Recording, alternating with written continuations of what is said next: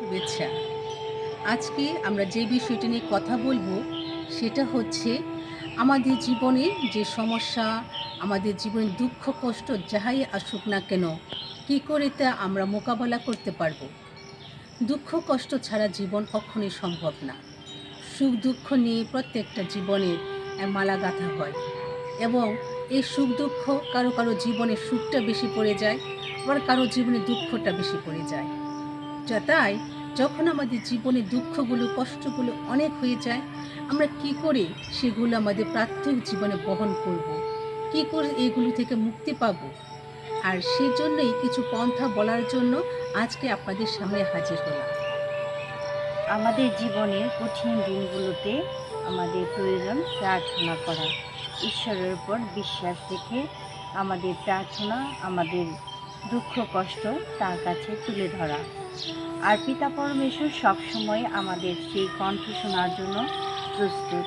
তিনি সর্বদাই চান আমাদের সাহায্য করতে। তিনি তার কান উন্মুক্ত রাখেন আমাদের সকল আবেদন নিবেদন শোনার জন্যে।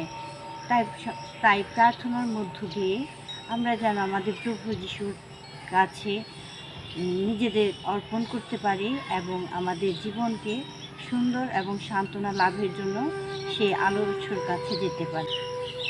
আমাদের দুঃখ কষ্টগুলো মোকাবেলা করার জন্য আমাদের যে কাজটি করতে হবে সেটা হচ্ছে আমাদের এই সমস্ত দুঃখ কষ্টের ডালি ঈশ্বরের হাতে সমর্পণ করতে হবে এবং এটা আমরা প্রার্থনার মধ্য দিয়ে করতে পারি বা করে থাকি। সামসংগীত 46-এ আমরা দেখতে পাই ঈশ্বর আমাদের বলেছেন তিনি আমাদের শক্তি ও আশ্রয় এবং বিপদে বা বিভিন্ন সমস্যায় তিনি একজন আমাদের খুব ঘনিষ্ঠ কাছের সাহায্যকারী। তাহলে আমরা ঈশ্বরের আশ্রয় কেন নিব না? ঈশ্বরের আশ্রয় থাকা, ঈশ্বরের ভালোবাসায় থাকা আমাদের অধিকার। ঈশ্বর আমাদের পিতা এবং পিতা সন্তানের দিকে না দেখলে তাহলে কে দেখবে? তো আমরা যখন বিপদে পড়ি আমরা কার কাছে যাই? পিতা মাতার কাছেই তো যাই। তাহলে আমাদের পিতা ঈশ্বরের কাছে আমরা আমাদের সমস্ত দুঃখ কষ্ট নিবেদন করব এবং নিজেকে আমরা রিক্ত করব, যাতে পিতা ঈশ্বর তার করুণায়, তার ভালোবাসায়, তার সান্ত্বনায় আমাদের পরিপূর্ণ করে রাখেন। পবিত্র বাইবেলের 2 করিন্থীয়র 1 অধ্যায় 3 পদে দেখি, তাহলে আমরা দেখতে পাই যে ওখানে বলা হয়েছে আমাদের সমস্ত সান্ত্বনার উৎস হচ্ছে ঈশ্বর। তিনি আমাদের সমস্ত দুঃখ কষ্টে সান্ত্বনা দিয়ে থাকেন। আসুন আমরা ঈশ্বরের আশ্রয় গ্রহণ করি, আমাদের দুঃখ কষ্টের, আমাদের বিপদের দিনগুলিতে ঈশ্বরের সান্ত্বনা লাভ করি। যে ভালো দিকগুলো দেখুন। বর্তমান জগতে আমরা দেখি একে অন্যের দোষ বা একে অন্যের ভুল ত্রুটি নিয়ে ব্যস্ত থাকে। এমনকি আমরা নিজেরাও নিজেকে নিয়ে সুখী নই। নিজের মধ্যে আমরা ভালো কিছু খুঁজে পাই না, সবসময় নিরাশা হতাশার মধ্যে থাকি। আমরা নিজেকে মধ্যে যে ঈশ্বর ভালো গুণ দিয়েছেন সেই গুণগুলো যদি আমরা আবিষ্কার করতে পারি, তাহলে আমরা নিজেকে পরিপূর্ণ করব এবং আনন্দে আমাদের জীবন কাটাতে পারব। নিজের ভালো গুণ দেখা একটি বড় গুণ। নিজের মধ্যে ঈশ্বর আমাদের অনেক ভালো গুণ দিয়েছেন এবং সেই ভালো গুণ বিকাশের মধ্য দিয়ে আমরা সুস্থ সুন্দর জীবন যাপন করতে পারি। আমরা যখন দুঃখ কষ্টে থাকব, আমাদের মনও খারাপ থাকবে, এই থেকে বের হয়ে আসার আরেকটি উপায় হচ্ছে গান গাওয়া। কথাটা শুনতে যদিও অড লাগে, কিন্তু গান মানুষকে মানসিক শান্তি প্রশান্তি দেয়। একটি গবেষণায় দেখা গিয়েছে যে মানসিক সান্ত্বনা পেতে হলে গান গাওয়া অনেক ভালো একটি গুণ, ভালো একটি কাজ। গান গাওয়ার মাধ্যমে অক্সিটোসিনের মাত্রা বেড়ে যায়। অক্সিটোসিন হচ্ছে একটি হরমোন। গান গাওয়ার ফলে অক্সিটোসিনের মাত্রা বেড়ে যায় এবং আমাদের মধ্যে মানসিক যে চাপ তা কমিয়ে দেয় এবং এটা কমিয়ে দেওয়ার ফলে আমাদের মনটা ভালো হয়ে যায় এবং আমরা আনন্দে থাকতে পারি। আমরা যখন দুঃখে কষ্টে থাকব, সে সময় আমাদের কিছু গান নির্বাচন করতে হবে যে কী ধরনের গান আমরা শুনতে পারি বা শুনব বা গাবো। কারণ দুঃখে থাকলে যদি দুঃখের গানই শুনি, এই দুঃখ আমাদের কি করবে? দুঃখ আমাকে আরও দুঃখ বাড়িয়ে দিবে এবং মানসিক চাপও বাড়িয়ে দেবে। সেক্ষেত্রে আমরা ভক্তিমূলক গান শুনতে পারি, অথবা যে কোনো অনুপ্রেরণামূলক গান, প্রশান্তিমূলক গান আমরা বেছে নিতে পারি এবং শুনতে পারি। এগুলো আমাদের মনকে প্রশান্তি এনে দিবে এবং শান্তি এনে দিবে। তাতে আমরা আমাদের দুঃখ কষ্টগুলোকে আমরা মোকাবেলা করতে পারবো এবং আমরা তা থেকে বেরিয়ে আসতে পারবো। মানুষ সামাজিক জীব, সম্ভবতভাবেই মানুষ কথা বলতে পছন্দ করে। এর জন্য আমাদের যখন আমরা কোনো সমস্যায় থাকি তখন কোনো বিশ্বস্ত ব্যক্তির সাথে আমাদের কথা বলতে হয়, যে ব্যক্তির সাথে কথা বলে আমরা মনে প্রশান্তি লাভ করতে পারি এবং আমাদের মনের দুঃখ কষ্ট হালকা হয়। প্রথমত আমাদের জীবনের দুঃখ কষ্টের জন্য আমরা ঈশ্বরের সান্নিধ্যে লাভ করি। ঈশ্বরের সাথে কথা বলা প্রথম আমাদের প্রয়োজন।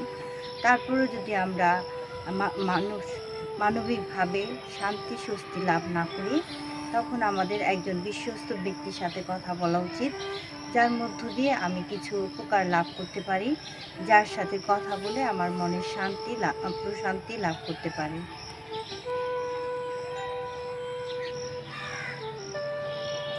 আমাদের দৈনন্দিন দুঃখ কষ্ট, আমাদের সমস্যা, আমাদের আবেগ, এই থেকে বেরিয়ে আসতে হলে আমাদের যে বিষয়টি আমরা করতে পারি তা হলো জার্নাল লেখা বা ডায়েরি লেখা বা দিনলিপি লেখা। আমাদের প্রতিদিন যে সমস্ত আমরা কাজকর্ম করে থাকি তা একটি খাতায় আমরা লিখে রাখতে পারি। এখানে আমরা আমাদের অনুভূতিগুলি, আমাদের আবেগগুলি আমরা লিখে রাখতে পারি। আমরা আনন্দে থাকলে আনন্দের কথা লিখব এবং আমরা কষ্টে থাকলে কষ্টের কথা লিখব। এবং এই লেখার মধ্যে দিয়ে আমরা আমাদের মানসিক চাপগুলো আমরা কমিয়ে নিয়ে আসতে পারি। অনেক সময় যে ব্যক্তির উপর আমরা অনেক রাগ থাকে, অনেক দ্বিধা থাকে, ভয় থাকে, সেগুলি যদি আমরা সুন্দর জার্নাল করে আমরা লিখে রাখি বা চিঠির মতো করে লিখে রাখি, তখন দেখব সেটা লিখতে লিখতে আমার মনে যে অভিযোগ আছে ব্যক্তির সম্বন্ধে বা ব্যক্তির কাছে, তা লিখতে লিখতে অনেকটা কমে আসবে এবং অবশ্যই এরপরে আমরা কাগজটি ছিঁড়ে ফেলব। কিন্তু যখন আমরা ডায়েরি লিখব বা জার্নাল লিখব, তখন সেটা আমরা সংরক্ষণ করতে পারি। নিজেকে ব্যস্ত রাখুন।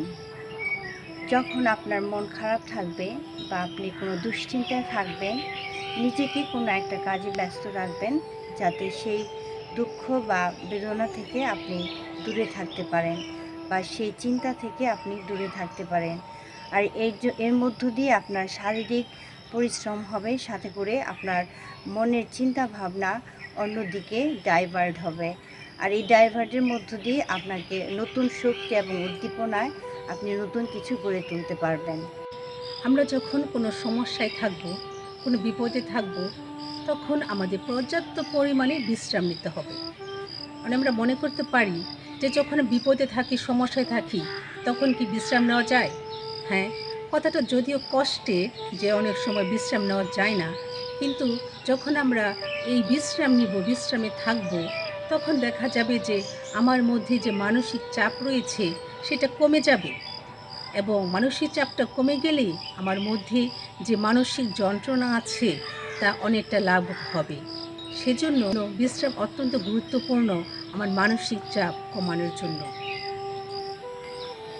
আমাদের এই ব্যস্ততম পৃথিবীতে নীরবে বসা খুবই একটি কঠিন কাজ, বা নিজেকে নীরব রাখা খুবই একটি কঠিন কাজ। তারপরও আমাদের নীরব হতে হয়, নীরব থাকতে হয় কিছু কিছু ক্ষেত্রে, কিছু কিছু সময়ে।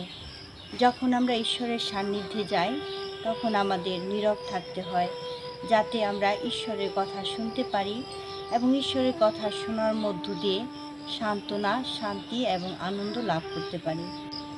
দুঃখ, কষ্ট, সমস্যা, যন্ত্রণা, মানসিক চাপ, এগুলো আমাদের নিত্যদিনের সঙ্গী সাথী।